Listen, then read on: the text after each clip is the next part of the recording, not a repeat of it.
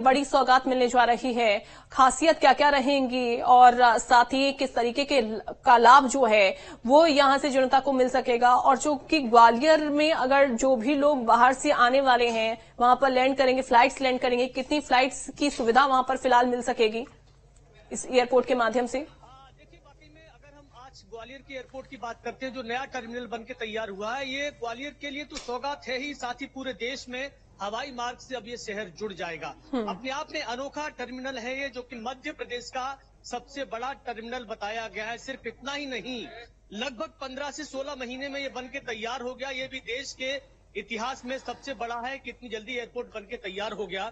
अब इंतजार केवल इसके लोकार्पण का है। मेरे साथ ग्वालियर के जनसंपर्क अधिकारी हैं मधु सोलापुर, में बात करता हूं। मधु जी, मैं ये जानना चाह रहा हूं कि क्या कुछ पूरा कार्यक्रम रहने वाला है? कितनी देर में प्रधानमंत्री जी का संबोधन होगा, मुख्यमंत्री जी और ज्योतिरादित्य सिंधिया जी आएंगे?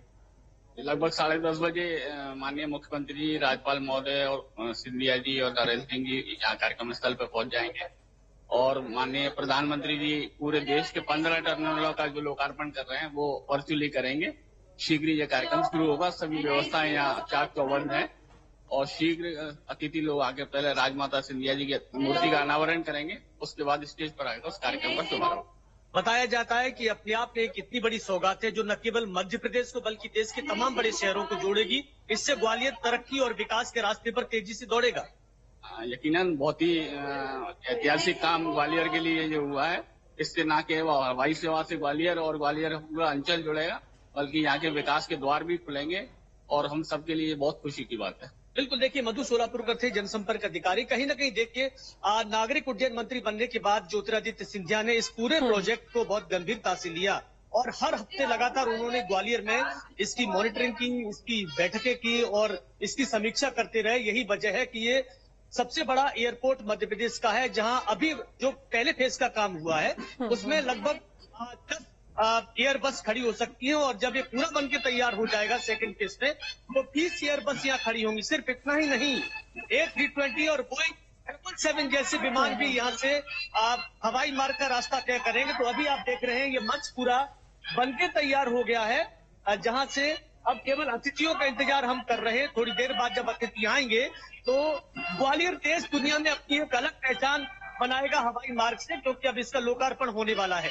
बिल्कुल बिल्कुल, लोकार्पण तो साथ ही इसका होने वाला है। लेकिन अगर हम बात करते हैं यहाँ पर कितने यात्रियों की बैठने की व्यवस्था जो है वो की गई है, इसके अलावा चूंकि एयरपोर्ट पर हम देखते हैं कि अन्य सुविधाएं भी रहती हैं, फूड स्टॉल से बात की जाए, लेकिन कौन कौन सी सुविधाएं यहाँ पर एयरपोर्ट पर यात्रियों को मिल सकेंगी?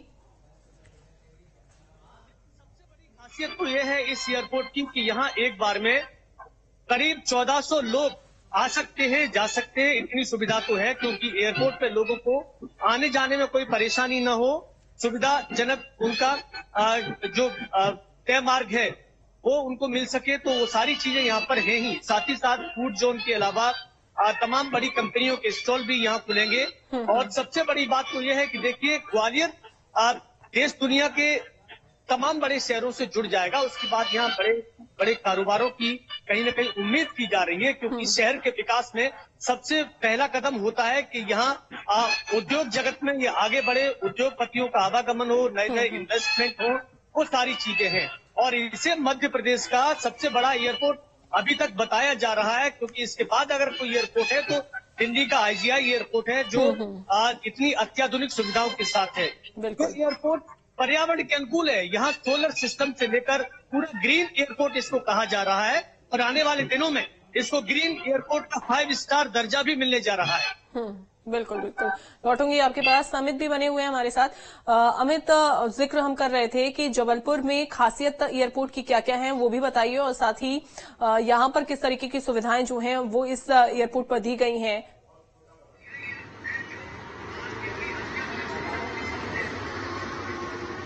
देखिए, 450 करोड़ की लागत से अब टर्मिनल को बनाया गया है। काफी खासियत है इसकी, कैफेटेरिया इसमें बनाया गया है और भी बहुत सारी चीजें जो है एयरपोर्ट में बनाई गई है और बहुत जल्द ही इसका लोकार्पण होने वाला है। बिल्कुल। जाहिर सी बात है, ग्वालियर की जनता भी खुश नजर आ रही होगी और साथ ही जबलपुर की जनता भी खुश नजर आ रही होगी।